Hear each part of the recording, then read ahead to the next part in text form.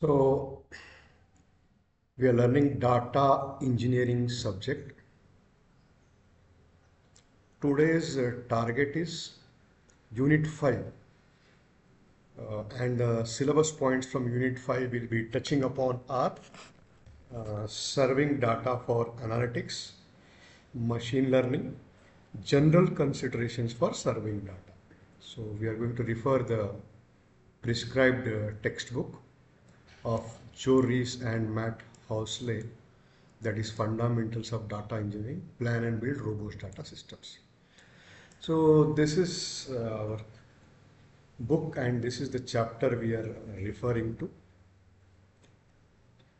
Yeah, this is the name of the chapter, Serving Data for Analytics, Machine Learning and Reverse ETL. So let us look at this data engineering life cycle. And when we started learning data engineering subject, we kind of understood the syllabus contents, which are the elaboration of this diagram. Like data engineering life cycle has 5 stages. Okay, what are those 5 stages? Data will be generated from the source system. So generation is the first stage. Data will be stored. So storage. Then data will be ingestion. So ingestion is the third stage. Data will be transformed. So transformation is the fourth stage. And data will be served. So serving is the fifth stage. So the chapters were like data generation, data storage, data ingestion, data transformation, and currently this chapter is serving. So and you know that the serving will go to analytics, machine learning and reverse ETL. So this chapter focuses on the last stage of data engineering life cycle, that is a serving. So you will be serving the data for downstream use cases, and we know the meaning of the word downstream, right? So when we use the word downstream, we are also using the word upstream, is it not? So upstream you can visualize as somebody who will be producing the data, and downstream you visualize it as somebody who is going to consume the data. So now when the data will be given for the use cases, so that will be given to these guys, analytics guys, machine learning guys, reverse ETL guys. So these are the consumer part. Okay. And here what will happen? Statistical analysis will be performed, reporting will be done, dashboard creation will be happening. So these are the conventional places of data serving. These are the conventional places of data serving, is it not? Okay. So you will be serving the data for machine learning applications. Okay. And when you're serving the data for machine learning applications, so it should be of high quality and appropriately prepared data. So your data engineers will be working with data scientists and machine learning engineers. So what they collectively do is acquire the data, transform the data, deliver the data necessary for model training. Okay. So you will be serving the data through reverse ETL too. And what is the example of reverse ETL? Suppose there is a platform, right? There is a app, let us say. Okay. So that app, that platform will be running few statistical processes on the data acquired to determine, say, cost per click bids. And then that data, after that analysis is performed, will be fed back into the system again. So when it is fed back into the system, that will be called as a reverse ETL. Okay. So and reverse ETL is kind of mixed with BI and ML, business intelligence and machine learning. Now, so now from this what we have understood is serving is the fifth stage of data engineering life cycle. And what are the different use cases? Okay, so you'll be preparing your data basically for statistic analysis, reporting and dashboards, is it not? Okay, So that is the first thing which will be happening, that is statistical analysis dashboard creation may be happening. Second thing which may happen is you'll be feeding the data to machine learning application. Third thing may be happening, you'll be feeding the data to reverse ETL. So that's what after serving, if you look at this part, now after serving, if you look at this part, these are the downstream use cases. These are the consumers of the data which was generated, stored, ingested, transferred. Now it is being served. Now it is being served. So, but before going forward, we need to understand the general consideration for serving data. What is happening here in this data engineering life cycle? In this entire data engineering life cycle, what is happening is we are playing around with data. First, we are acquiring the data, is it not? Through the source system. Maybe the data is a CSS, maybe the data is a JSON, XML, some form of data. Then data is stored. For storage, you may be using AWS S3 or ADLS Gen 2. Then it may be ingested, transformed. So you may be using different tools like Kafka may be used, Kinesis may be used, Google may be used. So BigQuery may be used. So many of the tools which are mentioned for all these different specific purposes. Now, what needs to be understood is when this data is being served to these people, so what are the different considerations to be done? The first and foremost consideration for serving the data is trust, is it not? So what they say about trust is, look at what Warren Buffett is saying.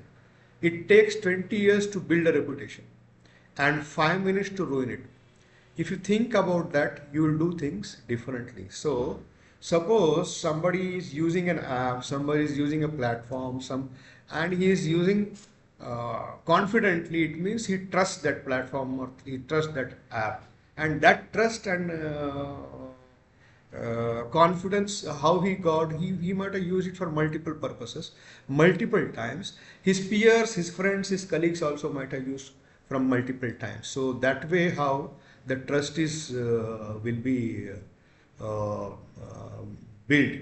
But along with the trust, what are the other considerations to be looked at are what are the use cases and users, what are the data products, what is data definition logic, and what are the data mesh. So these are the different considerations to be made for serving the data. First one is trust. Second one is understanding the use case and users. Third one is data products that will be produced. Fourth one is data definition and logic. Fifth one is data mesh. So these are the general considerations. First one we are taking is trust, and trust is the root consideration in serving data. Okay, so whoever is using your data through different platforms, he should trust that data he is receiving. Okay, so if trust is not there, your entire platform may fail, your entire product may fail.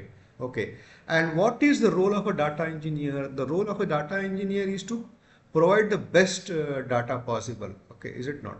So best data as in trustworthy data, best data as in high quality data, is it not? So now for high quality data, for trust of the stakeholder, what is to be done? So if trust of the stakeholder is to be gained, if data quality is to be maintained, what can be done is you'll be performing data validation and data observability.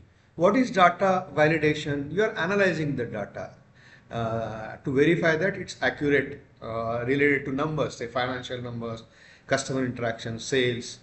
What is data observability? It indicates you are viewing the data and the data processes, and these two things, data validation and data observability process, should be applied throughout the data engineering life cycle so that good results are reached. Okay. Now, first one we mentioned was how to gain trust, and to gain trust, the first way is data quality should be maintained. Second way is the trust can be gained with the help of SLAs, SLOs, and SLIs. Hope you remember the long forms or know this. What are they? SLA stands for service level agreement. SLO stands for service level objectives. You also have SLIs. SLIs stands for service level indicators. What is SLA? Service level agreement is between the client and you. Suppose you are building a product for a client, there will be a service level agreement. And what the service level agreement mostly focuses on, maybe availability of the data, consistency of the data, uptime of the data, up to dateness of the data, high quality of the data. So this is a written document which is signed by both the client and you. Now, this is external document. When you speak about SLO, no, service level objectives, that is internal. Once service level agreement is created, for your internal team, you will say that, boss, this is the SLA we have given. These are the numbers we have. We said we will be providing the uptime as 90%. We'll be providing the data quality 95% kind of that. So each one of them becomes an objective so that your team members have to maintain that. And what is SLI? SLI will be service level indicator, which will be a reflection of SLO maintenance. Say for example, we promise the SLA of 95%, 95.08 uptime, and SLO says that maintain that, but the actual SLI may be 95.090 or 95 or 96%. So it's over and above that. So that's what the actual numbers indicate, the SLIs. Okay. Okay. So basically SLA and SLOs and SLIs may be data contracts. What they, okay. And as I said, SLA is a contract between you and the client. And usually the SLA will be for availability, the SLA will be for high quality, and SLO example can be, we say that the data pipelines will have 99% of uptime with 95% of data free of defects kind of thing. Is it not? So second thing is, look at the flow where we are going.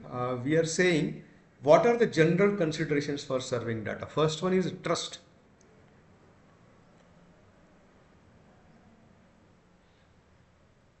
Second one is use cases and users. Third one is data products. Fourth one is data definition and logic. Fifth one is data mesh. So once we finish trust, we are going for use case and users. Okay. So actually when we are serving data, we are in the fifth stage of data engineering life cycle, which speaks about data in action. Okay. So for that we need to understand what is the use case, who are the users. Maybe the use case will be a training an ML model for a CRM system. So the questions are to be asked here, what action will this data trigger and who will be performing this action? So you should prioritize your use cases with the highest possible ROI. Now, some questions which need to be asked are, who will use the data, how they will use it, what do stakeholders expect, how can I collaborate with data stakeholders? Okay. Post that, the next thing we need to understand is a data product. Okay. Here a very good definition is given. A data product is a product that facilitates an end goal through the use of data. Okay. Okay. So for that, you need to involve the key stakeholder in developing a data product. For example, data engineer is there. Okay. If a data product is rolled out, so he should be, a good data engineer should understand the outcome of the for the direct users. Is it not? For example, data analyst, data scientist, or external customers to the company. Okay. What exactly is a data product? It's a user has hired a product for a job to be done. Okay. And what is the definition or meaning of a good data product? It has positive feedback loops. Suppose you are using more the data product, it will be generating useful data, which will help in improving the data product. So whenever you are building a data product, the following thing needs to be considered. What are the end goals of the user? Is it being served internally or for external users? What are the outcomes and ROI of the data? Okay. So it's very critical that you need design data products which people will use and love it. Now the next thing is self-service. Okay. How the user is interacting with your product. Okay. So is he self-serving? What is the meaning of self-serving? For example, you are giving the ability to build the data products on their own, is it not? So this is actually very aspirational and which is yet to, how do I put it, fructify. Okay. Uh, which is very very rare. There are many attempts also which they failed, because here the challenge is understanding the data, is it not? Say for example, understanding the user rather. So for example, the data product is there for a executive. So he's interested in just predefined dashboards, some actionable metrics. So he may ignore the self-service tools. Suppose there are tools for creating custom data views. He will ignore that. Okay. So and if such things are there, there may be data analyst to work on that. Okay. So, but suppose there is a data analyst, he may be utilizing self-service tools like SQL or analytics in a BI layer. So that's very critical. Coming to the data definition and logic point. So utility of data, how it increases if the data is correct, if the data is trustworthy. Okay. So data correctness, how it is achieved through data definition and logic. Okay, so these should be fed into the data engineering lifecycle. What is the meaning of a data definition? Okay, so anything, say for example, customer is there. The meaning of word customer has to be documented in the entire system, in the entire help documents or wherever documentation is there. So that clarity should be given. What is the meaning of a data logic? Okay, suppose there are different formulae calculations. Those formulae calculations maybe statistical calculations. So need to be derived. Okay, so there may be data definitions which may be explicit or implicit. Is it not? Next comes the data mesh. Okay, so data mesh is more from the perspective of security, more from the perspective of service level agreements requirement. Okay, so you don't have a siloed data. What is the meaning of siloed data? Is the teams inside, say data engineers and related people, okay, they don't have the domain knowledge and what the product actual usage may be. So that data needs to be decentralized. That data also should have central control. That data needs security aspects needs to be taken care of. That data needs to be distributed. So all those aspects come under data mesh. So this is all about for today.